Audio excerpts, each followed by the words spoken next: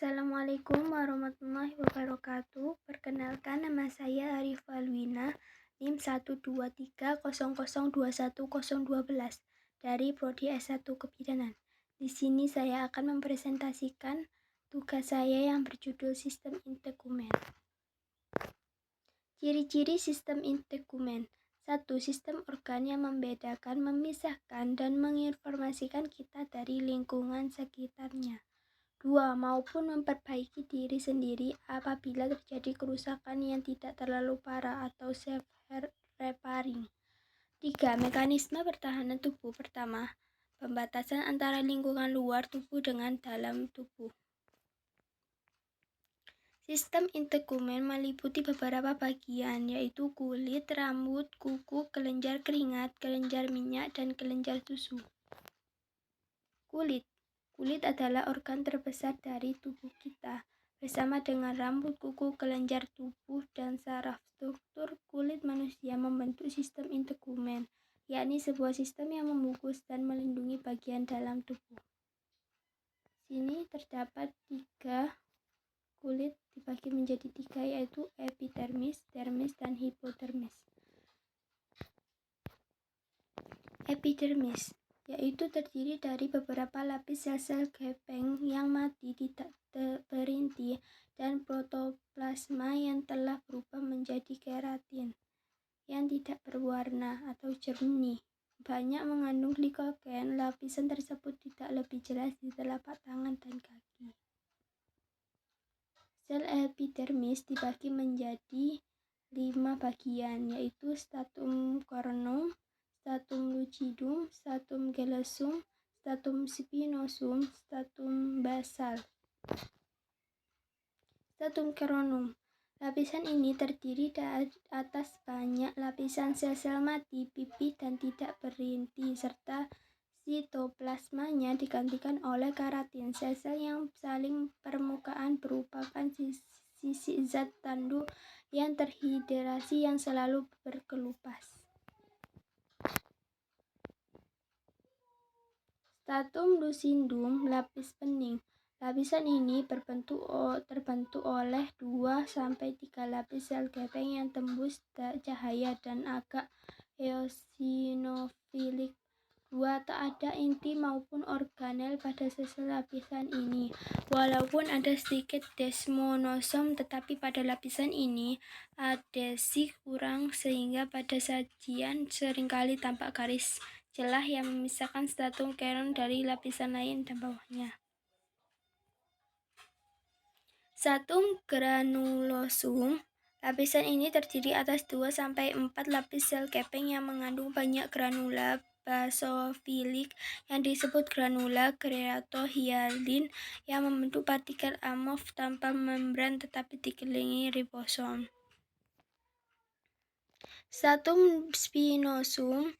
Lapisan ini terdiri atas beberapa lapis sel yang terbesar-besar berbentuk poligonal dengan inti lonjong. Stiplasma kebiruan.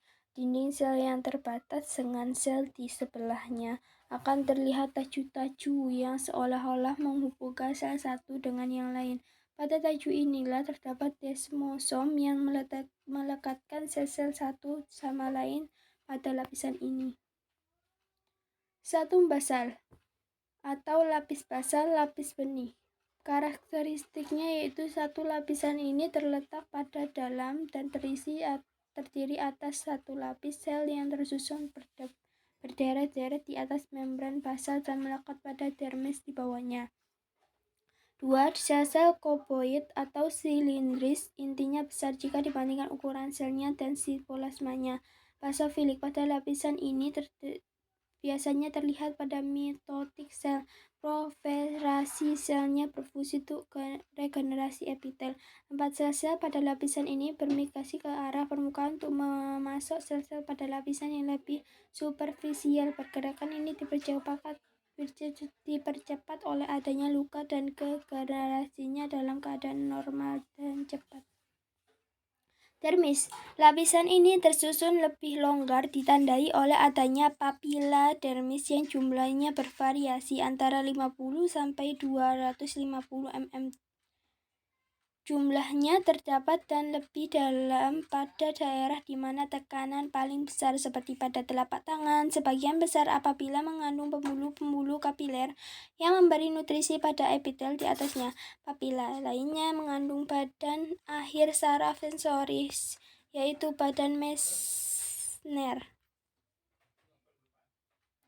Epidermis merupakan jaringan ikatan lebih longgar dengan serat kolagen halus terorientasi terutama sejajar terhadap permukaan kulit dengan beberapa di antaranya menyatu dengan dermis. Pada daerah tertentu seperti punggung tangan, lapisan ini memungkinkan gerakan kulit di atas struktur di bawahnya.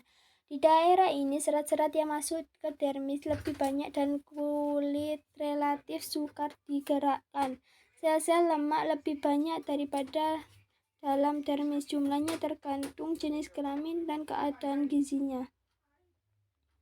Rambut, folikel rambut, lapis-lapis konsentris tersebut berikut dari folikel adalah sarung akar rambut dalam yang memiliki 3 komponen. 1. Lapis Henle, selapis sel gepeng yang melekat erat pada sel-sel paling dalam dari sarung akar rambut luar.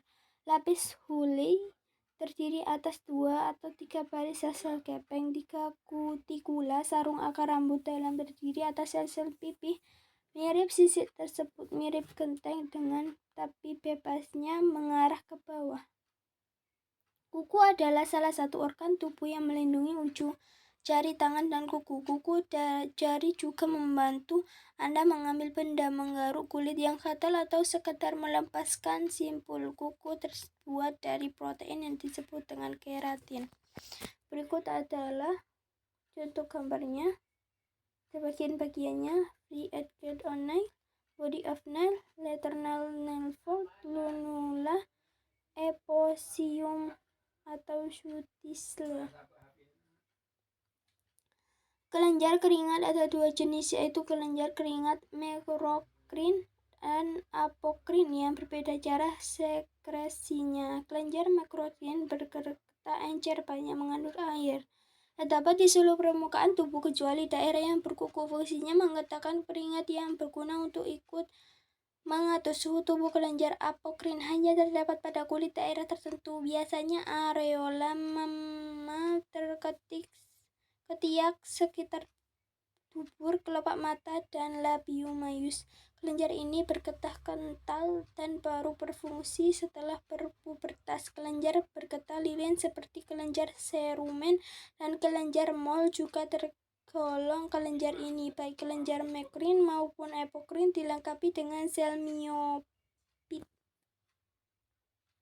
Kulit memiliki fungsi perlindungan tubuh, yakni fungsi melindungi otot, tulang, ligamen, pembuluh darah, sel saraf, serta organ di dalam tubuh. Kulit juga sangat berperan terhadap daya tahan tubuh untuk melindungi diri dari kuman berbahaya dan zat atau benda asing seperti polusi.